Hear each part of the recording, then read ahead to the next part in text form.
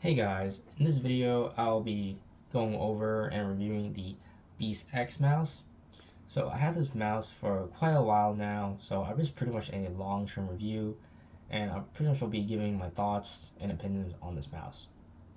So this mouse came with a lot of hype behind it, as when it was first released people wasn't really sure if it was real or not, but now this is slowly becoming one of the more popular choices in the lightweight gaming market space. So to start off, let's talk about the shape and weight. So this mouse comes in at approximately 40 grams, and the shape of this mouse is, for me, is personally a bit flat compared to other shapes such as the Final Mouse ULX here, which I'll be doing comparing later on in this video. But yeah, overall, since this mouse is a bit flat, it makes it hard to relax or even palm grip this mouse. So this mouse is definitely more suited towards finger tipping or even an aggressive claw. But since it's so flat, there is a bit lack of support. So for a claw grip, I recommend other mouses. So go over the coating of this mouse. The coating is actually pretty good in my opinion. It has this like matte type of coating. It doesn't get overly greasy either, and in game, I have like a pretty good grip on this. I don't feel it slipping out or even getting too sticky. So I actually really like the coating they use on this mouse. And for the skates, well, the default skates that the mouse all came with, I think are pretty bad. So I've been running this with Tiger Ice DOT skates, and it makes it a lot easier and a lot better to use. I wouldn't recommend using the default DOT skates it came with, or even like the other PFE skates that it came with. They're pretty slow and pretty controlled. So on to the clicks. These are using the Omron opticals. So these are actually one of my favorite optical switches. They're extremely easy to actuate. They're easy to spam, and overall, these opticals are probably the closest to mechanical switches, and in my opinion, even surpass certain mechanical switches, such as the Cal 8.0 switches. So, going over to the scroll wheel next, I also have no problem with the scroll wheels. There are actually well-defined steps on the scroll wheel, and the mouse too here is also easy to click, and I don't sense any type of accidental skipping or anything like that. And for the side buttons, I also don't have any problem with those. They're actually tightly tensioned, so it's not loose at all compared to like previous magnesium mice I tried. So I tried the Stonebreaker Proponent before, and also the other magnesium Final Mouse mices, and all those side buttons have like different types of problems, but these are probably like my favorite for at least magnesium mice goes.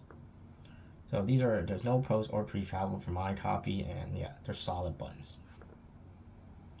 So for any other QC issues, I actually don't have any. When I first got it, I tried squeezing the mouse. There's no sidewall anywhere. There's actually no problems anywhere. There's not even like a single paint chip. So I actually think this is actually really well made. And I know the biggest controversial part of this mouse is probably the holes. And for me, I actually don't like using any type of grips with these. So I just run every mouse I have stock. So, and it goes the same for this one. And personally for me, these holes actually don't bother me at all. Like you would think they'll bother you, but they're actually pretty smooth out. So they're actually not sharp or anything. So when you put your hand on it, there's no any like irritation, since these holes are actually quite smooth out.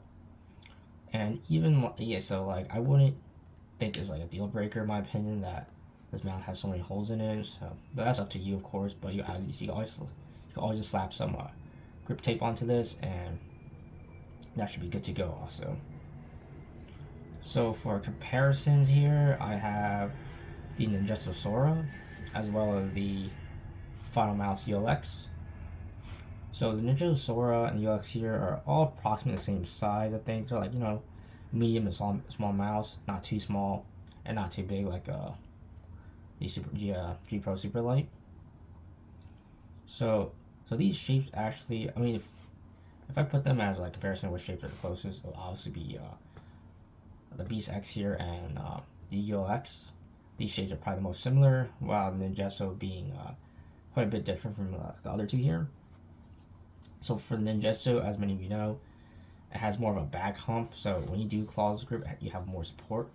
So if you're a just a pure claw type grip or type player, definitely recommend the Ninjaso Sora or any mouse with like more of a back hump or even a higher center hump, as you have a lot more support in your palm area of your hand. For fingertip, I think the Beast X is actually the best one here, as it has actually the flattest sides out of all three mice, making it a lot easier to grip with your fingers, as well as is a lot flatter. There's actually not anything blocking your fingers when you're moving it around. Versus like the ULX here, it has a bit of a higher center hump, so you can actually claw grip this mouse or even hybrid claw it. So definitely take that consideration when you're picking between these mice. Obviously, the Ninjaso here is probably a lot cheaper now, but the BSX and ULX are actually pretty close in price. So I think the biggest deal breaker between these two is probably just gonna be the shape and which one you prefer. Like, and overall, I feel like the Beast X is actually pretty solid, even in the saturated market space of lightweight gaming mice. It comes with a 4K dongle by default, comes at 40 grams, so it's actually one of the lighter mice in the market, and it has this unique dongle that's a Rubik's Cube. I personally really like it, so I can't show you in camera right now because I have it like plugged in, but I just have it like a GIF running, and I think it's pretty cool. Personally, I'm actually sad to see it go on the mini version of this, but it is what it is. So, but I think this mouse is definitely a solid pickup. It's probably the best magnesium mouse I tried so far. There's actually absolutely no issues with this one, because in the past there's always like a bit of issues with like every magnesium mouse I tried. Like I said before, either like switch grinding, loose switches, not well tensioned, or even like side flexing and creaking. This one has none of that. Extremely solid, and even the sensor I have no issues with the sensors as well. I didn't mention that before, so I think this means really solid. I guess the only problem I have with this is probably the battery life. It does drain a lot faster than the other two mouse I have on here. This one, even at 1K hertz, it drains pretty quickly, so at 4K, it drains even faster. So I've just been leaving this at 1K because I just don't want to keep charging this mouse. So yeah, so I like to see that fixed maybe later on, but for now, this mouse, that's probably the only drawback, is that you have to charge it a bit more often compared to the other ones. So overall, I do recommend this mouse, and if you're looking for a type of fingertip mouse or a lightweight gaming mouse, Beast X should definitely be in your radar.